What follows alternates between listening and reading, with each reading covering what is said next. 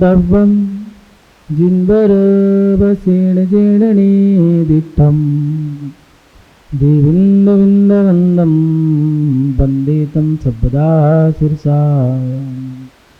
श्रीमत्परमगम्भीर साद्वादामकुलाञ्छनं जियात्रिलोक्यनाथस्य शासनं जिनशासनं शासनं जिनशासनं शासनं जिनशासनं।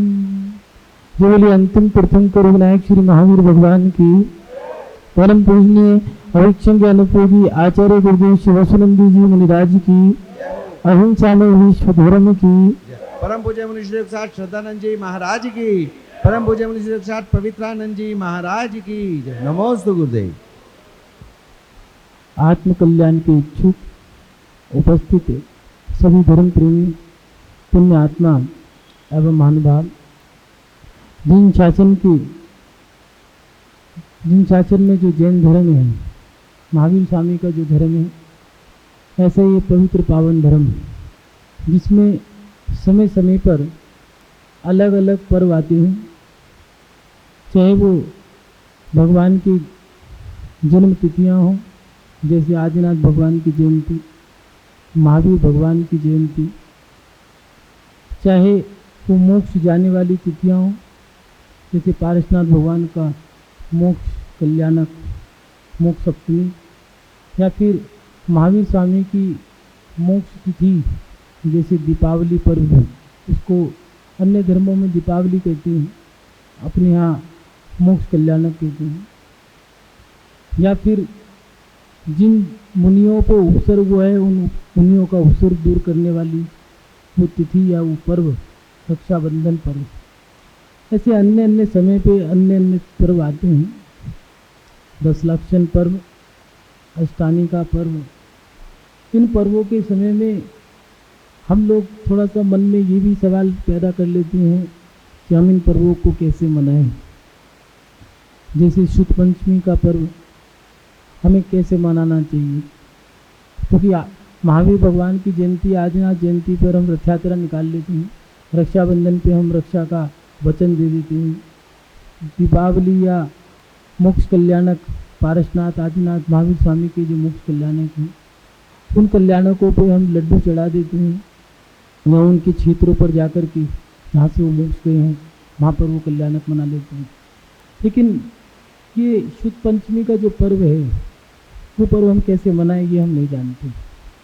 सवाल खड़ा होता है, बच्चे युवा माता पिता से पूछते हैं, पंडितों से पूछते हैं, जो धर्मात्मा लोग हैं उन लोगों से पूछते हैं कि हम पर्व कैसे मनाएं, और वो लोग बता नहीं पाते क्योंकि उन्हें भी नहीं पता है। अगर कोई पर्व मनाने जा रहे हो तो थोड़ा सा इन बातों पर भी ध्यान रखें कि पर्व की आपको जानकारी, उनका इतिहास भी पता हो। महावीर जयंती क्यों मनाते हैं, आदिनाथ जयंती क्यों मनाते हैं, दीपावली या फिर मोक्ष सप्तमी या भगवान का मोक्ष कल्याणक क्यों मनाते हैं, या रक्षाबंधन पर्व क्यों मनाते हैं, ऐसे ही शुद्ध पंचमी पर्व क्यों मनाते हैं, पहले हमें ये भी जानना चाहिए। महावीर स्वामी की दिव्यधनी कीर्ति आदिनाथ भगवान से लेके महावीर स्वामी तक की जो तीर्थंकर हुए हैं उस समय दिव्यधनी कीर्ति है। लेकिन इस पंचम काल में एक विशेषता रही है, इस पंचम काल में महावीर स्वामी की जो दिव्यधनी है वो ग्रंथ में लिपिबद्ध पहली बार अगर हुई थी तो इस पंचम काल में हुई, इससे पहले ग्रंथों का उल्लेख नहीं आता है। मुनि महाराज के माध्यम से आप लोग पढ़ते भी हो, ऋषियों ने समझी, मुनियों ने जानी, शास्त्र की आगम की भाषा शास्त्र जिनवानी। तो ये पहली बार आज के दिन ही शास्त्र लिपिबद्ध हुए मुनि महावीर स्वामी के समोशरण के बाद। और उसके साथ साथ आज से लगभग 1800 वर्ष पहले धरसेन स्वामी जी हुए हैं, उनके दो शिष्य हुए, भूतबली पुष्पदंत और भूतबली स्वामी। उन्होंने आज के दिन षटखंडागम जो ग्रंथ था उसमें जीव समास, क्षुद्रक बंध, बंध स्वामित्व, वेदना खंड, वर्गना खंड, महाबंध, जो 6 खंड थे, इन 6 खंडों की रचना करी थी और वो आज के दिन ही पूर्ण हुई थी। कहाँ पर? गुजरात में। और गुजरात प्रांत में ये आज के दिन ही पूर्ण हुई थी। पुष्पदंत फूलबली मुनि महाराज ने इसकी आज के दिन पूर्ण होने के बाद उस रचना की आज पूजा की थी, इसलिए आज के दिन इस शुद्ध पंचमी को मनाते हैं। कि जैन ही नहीं, जैनता समाज भी इसका सम्मान करती है। महानुभाव, फिर शुद्ध पंचमी पर्व मनाना कैसे चाहिए ये तो हमने जान लिया, शुद्ध पंचमी पर्व मनाते क्यों हैं। तो शुद्ध पंचमी पर्व के दिन हमें कुछ चीज़ें करनी है। पर्व मनाना है तो कैसे मनाना है, क्योंकि यहाँ रथ यात्रा तो निकलेगी नहीं, अब क्या करना है। तो शुद्ध पंचमी पर्व के दिन हमें थोड़ी सी चीज़ें ध्यान रखनी चाहिए। शुद्ध पंचमी का पर्व अगर हम मना रहे हैं तो उस दिन हम जिनवाणी का विधान करें, शुद्ध का विधान करें, जिनवाणी की पूजा करें। विधान नहीं कर सकते तो जिनवाणी की पूजा करें। पूजा नहीं तो आप अगर बड़े स्केल से कर सकते हो तो आप लोगों को विधान करना चाहिए। विधान के साथ साथ भगवान की सरस्वती, जिसको जिनवाणी कहा है, जिनवाणी की आराधना करनी चाहिए। ये आप लोगों का एक दायित्व बनता है। क्यों? देव शास्त्र गुरु आपके ऊपर उपकार करते हैं, उनका आपके ऊपर उपकार है। इसलिए उन देव शास्त्र गुरु की रक्षा करना, उनकी पूजा करना, उनकी वंदना करना, ये आप लोगों का एक कर्तव्य है। क्योंकि वो आपको शिक्षा देते हैं, आपको प्रेरणा देते हैं, आपको कल्याण करने की प्रेरणा देते हैं, आपको जीने की और मरने की कला जिनवाणी के माध्यम से पता लगती है। और जो गुरु हैं अगर वो शिक्षा दे रहे हैं तो वो जिनवाणी की ही शिक्षा दे रहे हैं। मुनि महाराज के लिए दिया है आगम चक्षु, साधु आगम को देखता है और आगम को ही बोलता है। और आगम क्या है? जिनेंद्र भगवान की वाणी, और उनको लिपिबद्ध कर दिया है, इसलिए इन शास्त्रों का नाम रखा है जिनवाणी। उन शास्त्रों के लिए आपको जब शुद्ध पंचमी का अगर पर्व आया है तो उस दिन आप लोग पूजा करें। पहले तो विधान करना चाहिए, क्योंकि आज जिनवाणी का त्यौहार है। और विधान नहीं कर सको तो पूजा तो करनी ही चाहिए। और अगर कहो पूजा भी नहीं करें तो भैया धर्मात्मा हो कौन हो? पूजा करने का भी समय नहीं है तो धर्मात्मा काहे का? इसलिए जिनवाणी का आप लोगों को पूजा विधान या सरस्वती आराधना, सरस्वती आराधना माने जिनवाणी की पूजा, जिनवाणी का पाठ, जिनवाणी का त्याग, जिनवाणी का दान, ये आप लोगों को करना है। और जिनवाणी की माला, इतना 3 की 5 क्रियाएं हैं, इसके माध्यम से सरस्वती आराधना होती है। ये आपको शुद्ध स्कंद, शुद्ध जिनवाणी जो है, शुद्ध पंचमी का जो पर्व है, उस दिन आपको ये वचन लेना चाहिए कि आज से हम ये आराधना करेंगे, नहीं तो पूजा विधान करना चाहिए। दूसरी बात, जिनवाणी जो जिनेंद्र भगवान की वाणी है उसकी रक्षा करना। कैसे रक्षा करेंगे? कुशास्त्रों से। एक समय ऐसा भी आया था कि जैन शास्त्रों की 6 महीने तक होली जलती रही, कोई बचा भी नहीं पाया। इसलिए उन शास्त्रों से, उन आतताई लोगों से, जो कुशास्त्र हैं, जो जिनवाणी को दबा देते हैं, उन कुशास्त्रों से या आतताई लोगों से जिनवाणी की रक्षा करनी है। कैसे? पहले तो शास्त्रों की देखभाल करें। कुछ लोग पूजा करते हैं, पूजा करते समय शास्त्रों में चावल डाल देते हैं, जिनके अंदर प्रमाद है, विवेक नहीं है, मात्र उनको क्रिया से महत्व है, विवेक नहीं है। ऐसे उन लोगों के कारण चावल चले जाते हैं जब, या फिर कुछ सामग्री जो ऐसी सामग्री है जिससे जीव उत्पन्न हो जाते हैं, किताबी कीड़े जिनको कहते हैं, दीमक कहते हैं जिसको, वो शास्त्रों में लग जाती है। उन शास्त्रों को उनसे बचाना है, इनसे, उन जीवों से जो शास्त्र नष्ट कर देते हैं।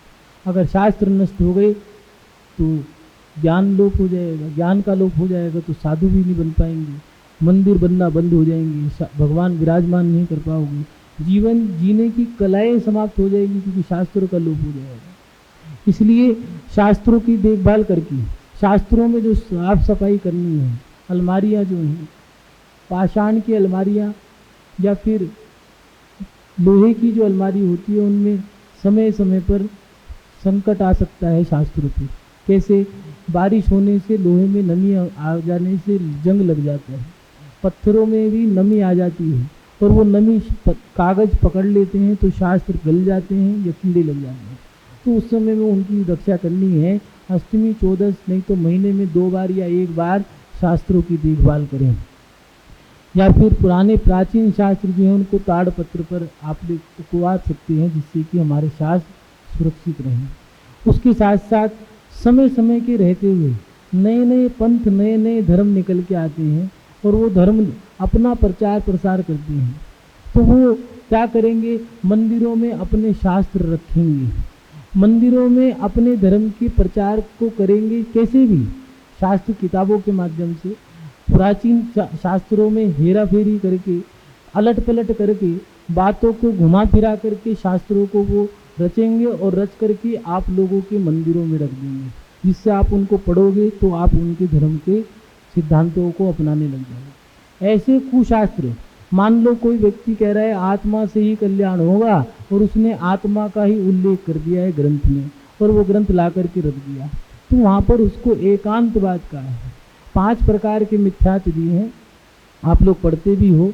विपरीत एकांत भी नहीं के, संशय ज्ञान को नहीं के। एक एकांत नाम का भी मिथ्यात्व होता है, मात्र आत्मा से कल्याण होगा, ये एकांत मिथ्यात्व है।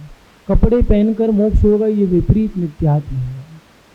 सब धर्मों को एक समान मानना, ये विनय मिथ्यात्व। डाउट रखना, संशय मिथ्यात्व। ये अलग अलग मिथ्यात्व दिए हैं।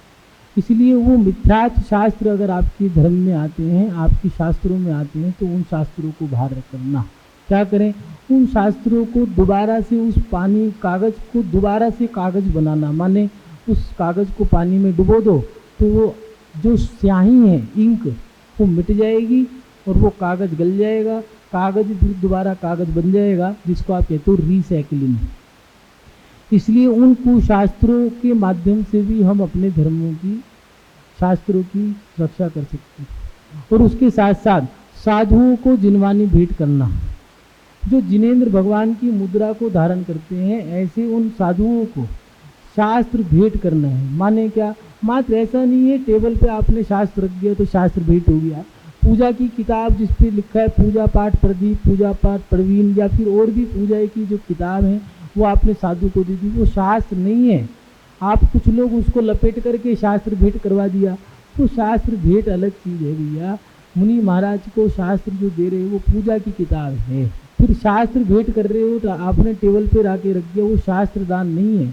मुनि महाराज जो आचार्य हैं, उन आचार्य से पूछो कि कौन से शास्त्र आपको आवश्यक है, गुरुकुल में आवश्यकता है पढ़ाने के लिए, कौन से शास्त्र वो शिष्यों को पढ़ा रहे हैं। आयुर्वेद शास्त्र, ज्योतिष शास्त्र, वास्तु शास्त्र, प्रथमा नियोग के, करना नियोग के, चरना नियोग के, द्रव्या नियोग के, कौन से ग्रंथ पढ़ा रहे हैं, जिन ग्रंथों का वो अध्ययन करा रहे हैं। क्योंकि गुरुकुल में मान लो 25 शिष्य हैं, 50 शिष्य हैं, 100 शिष्य हैं, जैसे गुरु जी के 50 शिष्य हैं लगभग, उन 50 शिष्यों को पढ़ा रहे हैं तो 50 पुस्तक चाहिए, उनके लिए कॉपी भी चाहिए, पेन भी चाहिए, पढ़ने की लिखने की टेबल भी चाहिए रखने के लिए।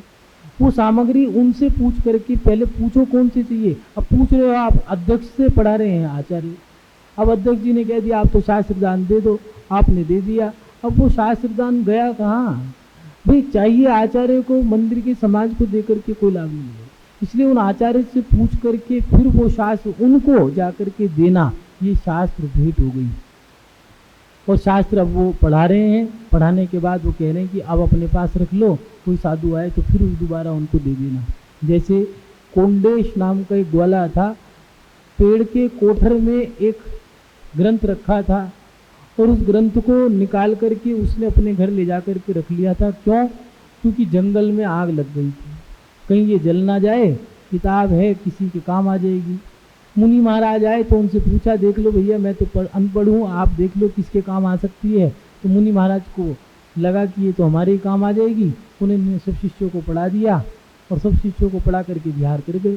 वो किताब वापस वहीं पुणे रखवा दी, उसी को दे दी कि वो कोई मुनि महाराज आए तो पुणे दे देना। मात्र इतना ही किया था। इस दान के माध्यम से वो ग्वाला कोंडेश के नाम कोंडेश था, वहीं से मर करके कुंद स्वामी बन करके इस पंचम काल में साधना करी और विदेश क्षेत्र में जाकर के जन्म लेकर के वहीं से मोक्ष चले जाएंगे। ऐसा उसी समय के लोगों ने देखा, सपना देखा कि कुंद स्वामी ने यहाँ साधना करी और जब उनका समाधि हो गई तो वहाँ के उसी समय के लोगों ने, कुछ शिलालेख हैं उसमें आता है कि वहाँ के लोगों ने उसी समय में सपना देखा कि कुंदकुंद स्वामी जी ने विदेश क्षेत्र में जन्म लिया है और वहाँ से वो मोक्ष जा रहे हैं। तो महानुभाव जी छोटे से ज्ञान दान इतना सा दान दिया। तो मुनि महाराजों के आचार्य जो हैं पहले तो उनसे पूछो, और अगर आचार्य उनकी समाधि हो गई है, शिष्य स्वतंत्र अध्ययन कर रहे हैं, तो वो शास्त्र उनको दे करके आप लोग ज्ञान की रक्षा कर सकते हैं। और ये शुद्ध पंचमी का पर्व मन गया ज्ञान दान दे करके। और उसके साथ साथ ज्ञान और ज्ञानी इनकी निंदा का त्याग करें। महानुभाव ये शुद्ध पंचमी का पर्व है, शुद्ध की पूजा की जाती है। मात्र थाली से चावल अलट पलट करना पर्व नहीं बनता है। मात्र ढोल बजाना, बैंड बजाना, भीड़ इकट्ठी करना, मंदिर में घंटे बजा करके या भीड़ इकट्ठी करके पर्व नहीं बनता, त्योहार नहीं बनते हैं। पर्वों को दिल से मनाया जाता है, भावनाओं से मनाया जाता है। शुद्ध पंचमी के पर्व के दिन आप लोगों को एक आज के समय में जो प्रचलन में है, क्योंकि आज कषाय धर्म गिरता जा रहा है, कषाय बढ़ती जा रही है, और ऐसे समय में जहाँ पर साधुओं की निंदा करने में भी लोग चटकारे लेते हैं, उसमें भी होड़ लगाते हैं। जैसे रेस का घोड़ा है उसमें लगा रहे हैं कि भैया ये दौड़ेगा, ये बहुत अच्छा है, ये बहुत अच्छा है। ऐसे भी साधुओं में भी होड़ लगा रहे हैं, ये साधु अच्छा है, इसकी टीआरपी अच्छी है, ये बहुत बड़ा है, ये वाला अच्छा है। या फिर शास्त्रों में भी हेरा फेरी कर देते हैं, ज्ञान या ज्ञानियों की निंदा करते हैं। ऐसे लोगों से बचना है। और अपने जीवन में आज के दिन तो ये आप लोगों को प्रण ले लेना चाहिए कि भैया हम अपने जीवन में ज्ञान और ज्ञानी माने शास्त्रों के अंदर हेरा फेरी नहीं करेंगे और ज्ञानियों की निंदा नहीं करेंगे। महानुभाव किस प्रकार हम लोग अपने जीवन में ये पर्व मना सकते हैं। महानुभाव कोंडेश ग्याले ने ज्ञान दान दिया, वो कुंदकुंद स्वामी बनकर के इस पंचम काल में जन्मे और विदेश क्षेत्र में जन्म लेकर के वहीं से कल्याण कर लिया। ऐसे 64 आचार्य पहले पड़ाव में होंगे और 123 साधु पंचम काल में होंगे। लेकिन ज्ञान की निंदा करने वाले व्यक्ति भी हुए हैं। एक राजा था जिसका नाम था यम, उसके 501 पुत्र थे और अहंकारी था। एक समय ऐसा हुआ कि उसके राज्य में 500 मुनि महाराजों का आवागमन हुआ और वो 500 मुनि महाराज जो थे वहाँ पर आए और पूरी समाज जनता मुनि महाराज के दर्शन करने जा रही थी। तो वहाँ पर जब उसने ये देखा तो उसको बड़ा हीन भावना आई कि सब मेरे को कोई पूछ ही नहीं रहे, मुनि महाराज के पास जा रहे हैं। तो अहंकार आ गया और अहंकार में आकर के उन 500 मुनियों की निंदा कर दी। जो सुधर्म मुनि थे उनसे वाद भी कर दिया, बहस करने लग गया और उसी समय उसकी जो बुद्धि थी सारी बुद्धि विपरीत हो गई, नष्ट हो गई। उसे गिलानी आई कि ज्ञान के माध्यम से जो मैंने अभिनय करी है, उस ज्ञान के अभिनय करने से मेरी बुद्धि विपरीत हो गई। वैराग हो गया, 500 पुत्रों के साथ दीक्षा ले ली और मुनि बन गया। कहाँ तो राजा, कहाँ मुनिराज बन गया। 12 साल तक नमोकार मंत्र भी याद नहीं हो पाया। जो उसके पुत्र थे वो पारगामी विद्वान बन गए, मुनि बड़े बड़े मुनि बन गए, रिद्धिधारी, और उसे 12 साल तक भी नमोकार मंत्र याद नहीं है। ऐसे 2 दृष्टांत आते हैं, ये यम मुनिराज का और एक शिवभूति मुनि महाराज का, कि 12 साल में भी नमोकार मंत्र याद नहीं कर पाया। इसलिए कभी ज्ञान की निंदा मत करना, शास्त्रों में कभी भी हेरा फेरी मत करना। अगर शास्त्र नहीं पढ़ रहे हो कोई बात नहीं, लेकिन शास्त्रों के अंदर कभी छल कपट मत करना। और जीवन में याद रख लेना, भीख मांग लेना। अगर मरने का समय आए मर जाना कोई बात नहीं, लेकिन कभी गुरु की निंदा मत करना। वो जो सच्चे ज्ञानी हैं, सच्चे निर्गंत साधु हैं, उन ज्ञानियों की और ज्ञान की कभी निंदा मत करना भैया, बहुत बड़ा कर्म बनता है। मैना सुंदरी हो चाहे चंदन वाला हो, उन्होंने एक ही बात कही। चंदन वाले ने तो यहाँ तक कह दिया कि हे भगवान, मेरे पाप कर्म का उदय था, मैंने भोग लिया, लेकिन इस सेठानी ने जो किया है मैं इसे क्षमा करती हूँ, और हे कर्म तुम भी इसे क्षमा कर देना, क्योंकि मेरे कर्म के उदय में तो महावीर स्वामी हैं, जब इसका कर्म उदय में आएगा तो कौन मिलेगा। इसलिए कर्म बांधने बहुत सरल हैं, कर्म को भोगना बहुत बुरा है। जिसको कैंसर हो गया है उससे पूछो पीड़ा क्या होती है। जिसके शरीर में 10 ऑपरेशन हो चुके हैं, चाहे बाईपास के हों, चाहे रीढ़ की हड्डी के हों, चाहे पाइल्स के हों, चाहे फिशर के हों, चाहे घुटनों के हों, जो ऑपरेशन हो चुके हैं उससे पूछो पीड़ा क्या होती है। ना रो सकता है, न चैन से सो सकता है, ना कह सकता है, ना सह सकता है, ना रह सकता है। इसलिए अपने जीवन में गुरुओं की निंदा ना करें। महानुभाव कोंडेश ग्वाले ने दान दिया तो विदेह छेद से मोक्ष चले गए। कुमकुम स्वामी पंचम काल में साधना करके विदेह छेद से जन्म लेके मोक्ष चले गए। और यम मुनि महाराज की निंदा करी तो 12 साल तक नमोकार भी मंत्र याद नहीं हुआ। मुनि बन गए तो क्या हुआ, कर्म तो बांधे हैं। इसलिए अपने जीवन में ये काम ना करें। आज शुद्ध पंचमी पर्व के दिन हम अपने जीवन में कुछ चीज़ों पर विशेष ध्यान दें। वो क्या, एक तो मंदिरों में शुद्ध पंचमी के दिन शास्त्र प्रतियोगिता होने लग गई है, ये गलत है। शास्त्र प्रतियोगिता आप कराते हो अच्छी बात है, लेकिन लोग क्या करते हैं, शास्त्रों को लपेट करके उनमें गोटा लगा करके, सितारे लगा करके, अच्छे से अच्छे रंग लगा करके शास्त्र रख देते हैं। आपने जिन शास्त्रों को सजाया है अब वो दूसरे तो ला के रखे नहीं है और उन शास्त्रों को अलमारी में बंद कर दिया। दूसरा, जो आपने शास्त्रों को सजाया है उन शास्त्रों को सजाने से उनमें जो जीव उत्पन्न हो गए हैं, आपने चावलों का इस्तेमाल कर लिया है, रंगों का इस्तेमाल कर लिया है, ऐसे कागज़ को गीला करके लगा दिया है। उस प्रतियोगिता के माध्यम से आप लोगों ने शास्त्र को नष्ट कर दिया। उसमें जीव उत्पन्न हो जाएंगे, वो दीमक जो लग गई है वो सारा खा जाएंगे। इसलिए अगर प्रतियोगिता करानी है तो आप अन्य प्रतियोगिता कराएं, शास्त्रों की प्रतियोगिता क्या कराओगे। अगर शास्त्र को अच्छे से अच्छा सजा दिया तो आप अलमारी में पैक कर दोगे, अब प्रदर्शनी लगा दोगे, अब तो वो बंद भी, जो पढ़ रहा था वो पढ़ना बंद हो गया उसका। इसलिए प्रतियोगिताएं शास्त्रों की ना करा करके आप प्रतियोगिताएं वैसी कराएं कि 5 प्रश्न पूछ करके, 10 सवाल पूछ करके, या प्रतियोगिताएं जो ज्ञान प्रतियोगिताएं होती हैं उनको करके आप शुद्ध पंचमी के दिन ये कर सकते हो। उसके साथ साथ प्रत्येक मंदिर में आप मंदिर बना रहे हो, आज के समय में सबसे ज़्यादा मंदिरों का निर्माण हो रहा है। अगर मंदिर बना रहे हो तो उस मंदिर को बनाते समय एक लाइब्रेरी का स्थान भी होना चाहिए। मंदिर बना रहे हो तो शुद्ध पंचमी के दिन एक प्रण ले लीजिए, अगर पर्व बना रहे हो तो मंदिर में लाइब्रेरी होना चाहिए। प्राचीन मंदिर, चाहे आप दिल्ली का लाल मंदिर हो, महावीर जी का मंदिर हो, खजुराहो के मंदिर हो, जो प्राचीन मंदिर है वहाँ पर आपको देव, शास्त्र, गुरु तीनों की व्यवस्था मिलेगी। लेकिन आज के जो नए मंदिर बन रहे हैं उनमें भगवान की व्यवस्था तो बना दी है और एक अलमारी रख देते हैं, उसमें शास्त्र लगा दिए। वो अलमारी के माध्यम से शास्त्र नहीं होंगे। लाइब्रेरी का मतलब होता है शास्त्र कौन सा आ रहा है, कौन सा जा रहा है, कौन पढ़ रहा है, कौन नहीं पढ़ रहा है, किस शास्त्र को एंट्री देनी है, किसको नहीं देनी है, उसमें आपको लाइब्रेरी के माध्यम से ये लाभ होगा। ऐसा नहीं कोई भी मुंह उठा करके अपने धर्म का मंदिर, इस मंदिर में सच्चे शास्त्र के बीच में झूठा शास्त्र फंसा दे। कैसे हम उन शास्त्रों को अपने यहाँ एंट्री दे देंगे।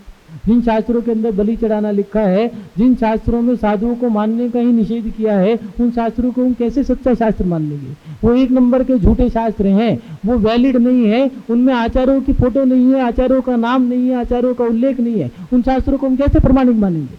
इसलिए शास्त्र मंदिरों में से पहले तो उन शास्त्रों को हटाओ। शास्त्रों की रक्षा करनी है तो अपने जीवन में प्रत्येक मंदिर के अंदर एक लाइब्रेरी बनानी चाहिए। उसके साथ साथ समाजों के अंदर पाठशालाओं का निर्माण होना आवश्यक। बच्चों को अंदर, अगर बच्चों में संस्कार डालने हैं तो आप पाठशालाएं खोलो। मात्र हल्ला मचा करके, शोर मचा करके या विधान करके शुद्ध पंचमी का पर्व नहीं बनेगा। भीड़ इकट्ठी कर करके पर्व नहीं मनाए जाते हैं, लाखों रुपया खर्च करने के बाद पर्व नहीं मनाए जाते हैं। पर्व मना रहे हो तो पर्व कितना आपने मजबूत किया है, इससे पर्व का महत्व होती है। महावीर जयंती पे भीड़ इकट्ठी कर ली, समाज के 500 आदमियों ने खाना खा लिया, आए खाए और गुर्रा के चले गए, इससे कोई फायदा नहीं हुआ।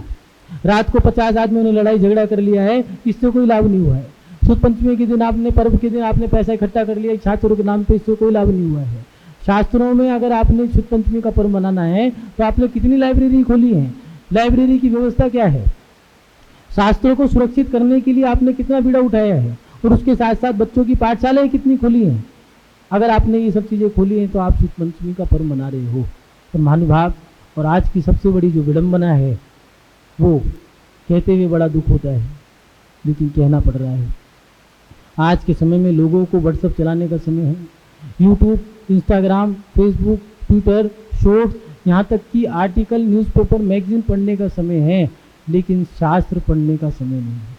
अरे जिनके माध्यम से आपको जीने की और मरने की कलाएं पता लगेंगी, तुम्हारी आत्मा का जिनके माध्यम से कल्याण होगा, ऐसे वो सच्चे शास्त्र तुम्हारे पास पढ़ने का समय नहीं। इसलिए शुद्ध पंचमी के दिन आप लोगों को एक प्रण लेना चाहिए कि हम अपने जीवन में स्वाध्याय जरूर करेंगे। स्वाध्याय शुद्ध पंचमी के दिन महिलाओं ने एक ड्रेस निकाल दी है, ला करके बैठ करके अपना किट्टी पार्टी कर ली है, या विधान कर लिया है, स्मरण कर लिया है। ऐसी शुद्ध पंचमी नहीं बनती। शुद्ध पंचमी का पर्व अगर आप मनाने जा रहे हो तो उस पर्व के दिन आप लोगों को ध्यान रखना चाहिए, स्वाध्याय कर रहे हो या नहीं कर रहे। अगर स्वाध्याय कर रहे हो, आज शुद्ध पंचमी का पर्व है, नियम ले लिया कि हम आज के दिन नियम ले रहे हैं कि 2 ग्रंथ पढ़ेंगे, 5 ग्रंथ पढ़ेंगे, 10 ग्रंथ पढ़ेंगे पूरे साल में, ऐसा नियम लिया जाता है। पूज्य गुरुदेव प्रत्येक शिष्य को 100 गाथा, 500 गाथा ऐसे, या फिर 2 ग्रंथ के 4 ग्रंथ, प्रथमा नियोग का अलग, करना नियोग का अलग, चरना नियोग का अलग, द्रव्य नियोग का अलग, ऐसे नियम दिया करते थे। आज शुद्ध पंचमी के दिन 5 साल का व्रत होता है, 5 व्रत शुद्ध पंचमी के दिए जाते हैं, प्रत्येक शिष्य को दिया करते हैं कि बच्चों अपने जीवन में शुद्ध की आराधना करते रहना। ये है शुद्ध पंचमी व्रत का मनाने का तरीका। हमने विधान कर लिया है, मात्र शोर शराबा या हल्ला मचा करके शुद्ध पंचमी का पर्व नहीं बनता है। शुद्ध पंचमी का पर्व बनता है शुद्ध पंचमी की शुद्ध की पूजा करके, उसकी रक्षा करके, ज्ञान और ज्ञानियों की रक्षा करके। लेकिन हमने ये पर्व मनाया नहीं, मनाया ऐसे मात्र पैसा इकट्ठा करना, भीड़ इकट्ठी करना, ये पर्व मनाने के नियम नहीं है। महानुभाव, आप सभी लोग अपने जीवन में शुद्ध पंचमी पर्व के दिन ज्ञान और ज्ञानी की ये आप लोगों को संकल्प लेना जरूरी है और लेना चाहिए। क्या कि ज्ञान और ज्ञानी की हम कभी निंदा नहीं करेंगे, और ज्ञान और ज्ञानी जो सच्चे ज्ञानी है और जो शुद्ध है, हमारी जिनवाणी है, हमारे प्राण चले जाएं लेकिन हम जिनवाणियों की रक्षा करें। प्रत्येक व्यक्ति का ये संकल्प हो। शुद्ध पंचमी के पर्व के दिन आप लोगों को प्रण लेना चाहिए कि ज्ञान और ज्ञानी की रक्षा करेंगे, और ज्ञानी और ज्ञान इन दोनों को सुरक्षित रखेंगे। महानुभाव, इस प्रकार हम शुद्ध पंचमी का पर्व मना सकते हैं। आज के समय में लोग पर्वों को नए तरीके से मनाने लग गए हैं, जैसे होटलों में जाना, रेस्टोरेंट में जाना, रिसोर्ट में जाना, या फिर धर्म के कार्यक्रमों को मंदिरों में महिलाओं के मंडल बनाया करते थे समाज में कि महिलाएं साधु को सम्मान से लेके आएंगी, सम्मान से छोड़ के आना, माने उनका रास्ते में चौका लगाना। युवाओं का काम था उनका विहार कराना। लेकिन आज ये व्यवस्थाएं बदल गई हैं, लोगों ने मंडलों के रूप बदल लिए हैं। मान लो कोई शुद्ध पंचमी का पर्व आ गया है तो महिलाओं ने आपस में फ़ोन कर लिया, सुनो यहाँ इकट्ठा हो जाएंगे, उसी दिन किट्टी पार्टी रख ली है। किट्टी पार्टी करके या विधान हल्ला मचा करके, शोर मचा करके ही धर्म नहीं होता है, पर्व नहीं बनता है। पर्व अगर मनाना है तो उस पर्व की धर्म के मर्म को समझो, उस पर्व के मर्म को समझो। वो पर्व क्या है? आज के दिन शुद्ध पंचमी के दिन भगवान की दिव्य धनी को कागजों पे उकेरा गया था, लिपिबद्ध किया गया था, और जो षटखंडागम है आचार्य पुष्पदंत और भूतबली मुनि महाराज जो धरसेन स्वामी के शिष्य थे, आज से 1800 वर्ष पहले ग्रंथ की रचना करी थी। अगर वो ग्रंथ ना होते तो आज हम ना होते, हम नहीं होते तो तुम ना होते। तो महानुभाव, आप अपने जीवन में धर्म और धर्मात्मा की रक्षा का प्रण लेकर के, रक्षाबंधन के दिन प्रत्येक व्यक्ति ने नियम लिया था कि हम रक्षा सूत्र में बंधे थे, वचन दे करके। लेकिन शुद्ध पंचमी के दिन प्रत्येक व्यक्ति को ये संकल्प लेना चाहिए प्रत्येक वर्ष कि हम ज्ञान और ज्ञानी इनकी रक्षा करेंगे। हमारी जान चली जाए, हमारे प्राण चले जाएं, लेकिन हम साधु के आन शान बान को नहीं जाने देंगे, तो शास्त्रों को नष्ट नहीं होने देंगे। जो शास्त्रों में आज के समय में जो आतताई लोग हैं कैसे छल कपट कर देते हैं, अलग से प्रस्तावना लिख दी है, अलग से विशेषार्थ डाल दिया है कि दिगंबर साधु पंचम काल में होते ही नहीं है। ऐसे साधु पंचम का चौथे काल जैसे वो कहाँ मिलेंगे? अब है ही नहीं है। अरे प्रवचन देना आसान है, उपदेश देना आसान है, कथा के भट्टा हैं, रात को भोजन करते हैं, सुबह को चिल्लाते हैं। ऐसे दुष्ट लोग हैं, या आतताई लोग हैं, इनसे बच के रहना। ये तो नाली के कीड़े हैं, तुम्हारे घर में आएंगे तो गंदगी मचाएंगे, तुम्हारे मंदिर में आ गए तो गंदगी मचाएंगे, और जिन शास्त्रों की अलमारियों में चले गए तो गंदगी मचाएंगे। तो महानुभाव, आप सब लोग अपने जीवन में शास्त्र ज्ञान और ज्ञानियों की रक्षा करके, ये प्रण लेकर के, और जो आपको सूत्र बताए हैं उन सूत्रों का पालन करके शुद्ध पंचमी का पर्व मना सकते हैं। कि आप सभी लोग अपने जीवन में शुद्ध पंचमी का पर्व आत्मा से मनाएं, अंतरात्मा से मनाएं, भावनात्मक तरीके से मनाएं। यही भावना भाते हुए अपनी शुभ श्रृंखला को विराम देता हूँ। जय बोलिए परम पूजनीय आचार्य भगवंत गुरुदेव श्री वसुनंदी जी मुनिराज की, अहिंसा में विश्व धर्म की।